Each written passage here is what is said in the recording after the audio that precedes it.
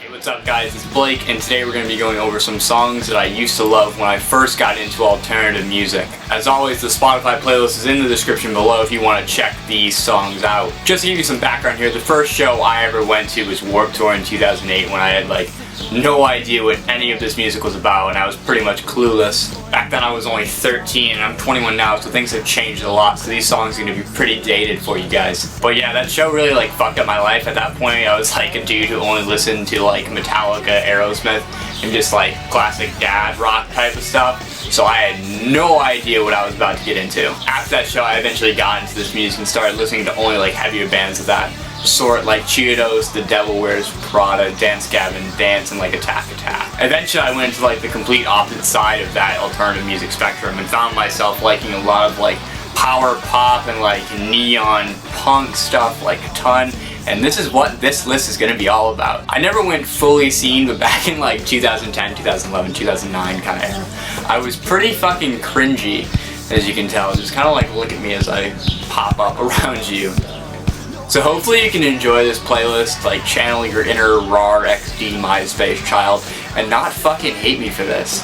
God, baby, no one will know. Just sweep me off, more seen again. The first song in this playlist is Passenger Seat by the Somerset from their album Love Like This. This is before they turned into a bad impersonation of a pop rock band who people like Liz Rogers like. Every song from that era of pop rock kind of sounds the same. This is the pinnacle of that song. Very basic love-themed lyrics and super simple instrumentation with a lot of 808 beats. It was a really weird time for this. But I can't say that I still don't enjoy listening to a lot of this music. Just for the nostalgia factor, just kind of makes me want to be 16 again and sneak out of my house and go drive around with some random girl. If this was 2010, I'm 90% sure some of these lyrics would be used as a Facebook status of mine at some point. Kind of makes me hate myself a little bit for it. I got the concept and came into the conclusion that the top floor was just an illusion to the fact that I got this break in my... Next up is Dare for Distance by Never Shout Never off of the Yippee EP. It hurt me to say that sentence so much, you have no idea. This is another song I played at an open mic night, and looking back I'm why did I do that? Here it is!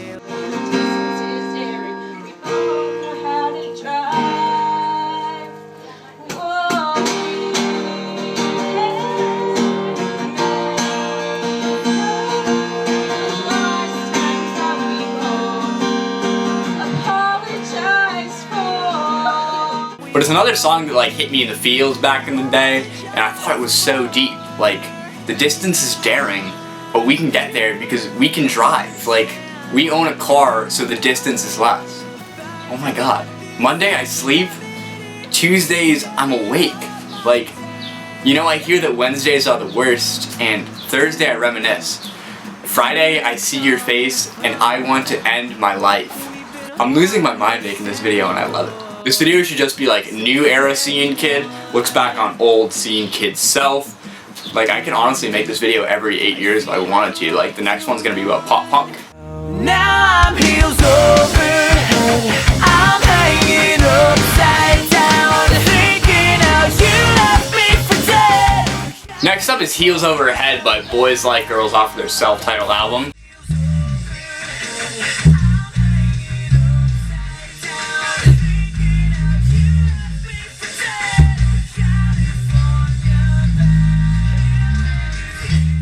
So here's the thing about Boys Like Girls. They were once my favorite band. I was very high-key obsessed with them. I'm not gonna lie to you, I've probably seen them about 10 times now, and you better bet your ass that I'm gonna be at that 10-year tour in Boston, just singing my heart out like it's 2009 and Love Drunk just dropped. They were one of the few bands in this era that actually showed some instrumental depth in their music and songwriting.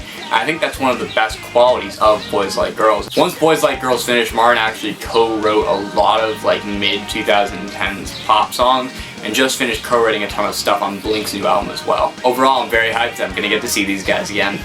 I thought of you and the time we jumped the fence, poolside strip down, we took right in, and the cops chased us again. Next up is All Again For You by We the Kings from their self-titled album as well. This was actually my favorite song for a while when I was a freshman in high school, and I thought it was so romantic and like dreamed of doing all the same things that were mentioned in this song. I remember seeing them play this song acoustic at a summer show at Six Flags New England, and my little teen heart just like fluttering the entire time.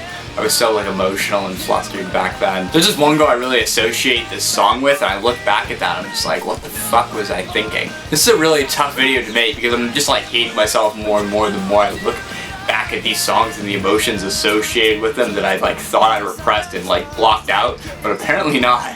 Another thing is just like so weird that We the Kings is still like doing this shit and touring and playing these songs. I thought they would have definitely died out by now. I'm still waiting for that 10-year tour of the self-titled though. I'll be right there for sure, front row, singing all these songs. When you tell me I'm a wreck, you say that I'm a mess. How could you expect anything less? Next up is Tell Me I'm a Wreck by Every Avenue. Every Avenue is one of the like few bands from like back then that I wish was like still around today. They were like actually so rad. They broke up right after their Bad Habits album, which is one of my favorites, and I actually still listen to it a ton. It was just very like quality pop rock. Fun fact, Every Avenue's guitarist now is actually a member of Florida Georgia Line. It's weird. I actually played this song at a school talent show back in like 2011, right after I got my Strat that you see in all of my videos. You can check it out right here.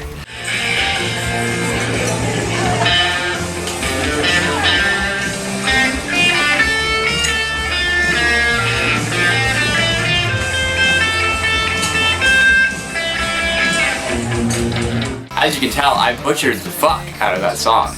It's really just a testament to practice, because once you could sound like me, or now you can sound like me and kind of be like okay at guitar. It's okay.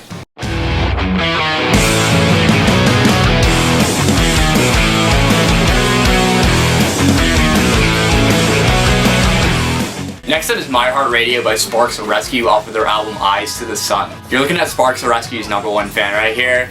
If you didn't know, these guys were a huge New England band who got signed to Fearless and then flopped hard and got dropped. They still play like local shows across New England all the time, and I've actually like played a ton of those shows with them.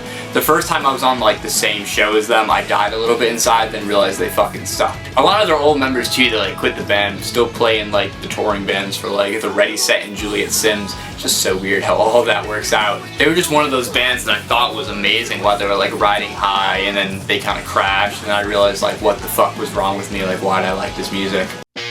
You walk into the room and I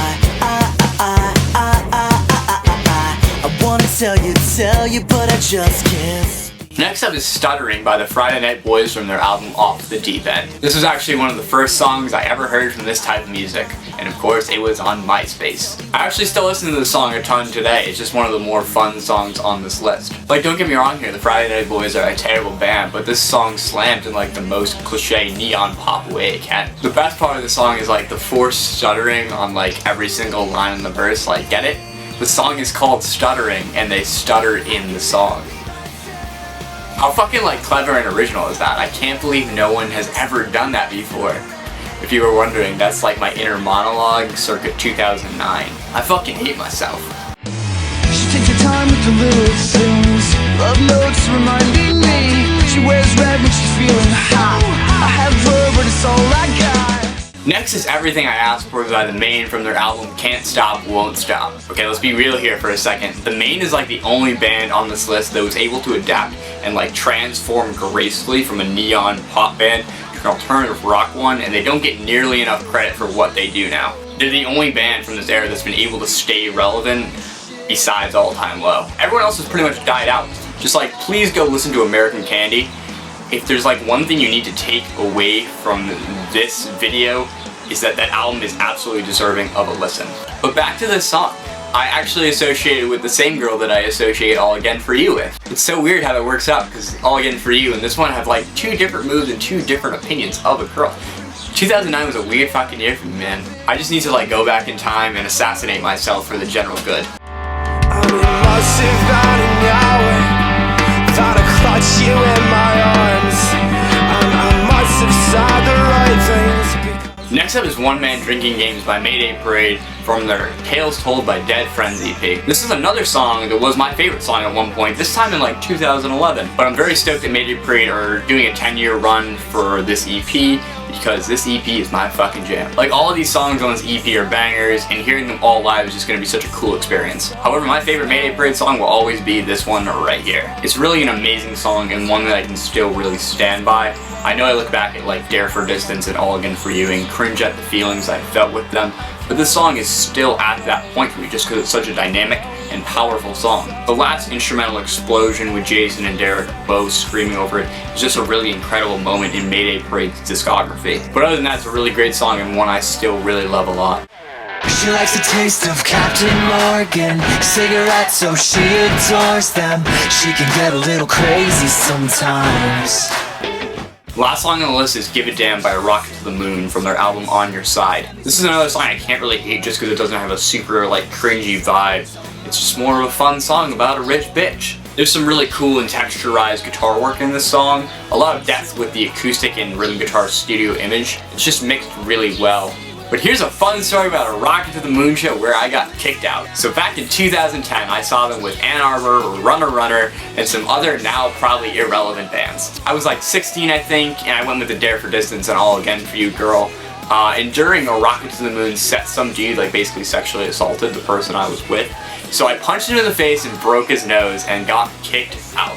What a fucking great show, right? I also crowd surfed and stage dived for the first time at that show, but that's a pretty minor detail compared to that story. But if you're into this song and A Rocket to the Moon, I would definitely check out Nick Santino's new band called Beach Weather. They just finished a tour with Paris, and they have a really like nice indie vibe. I really dig it. So I hope you enjoyed this playlist video of me mainly recollecting my teenage life, and more so talking about embarrassing stories and music, but like, who cares? Hopefully you thought it was like entertaining or whatever. As I mentioned before, the playlist on Spotify is in the description below, and if you liked the video, please like the video and maybe subscribe, that'd be awesome. Just please don't roast me in the comments, I'm sorry. But thank you for watching, it really means a lot.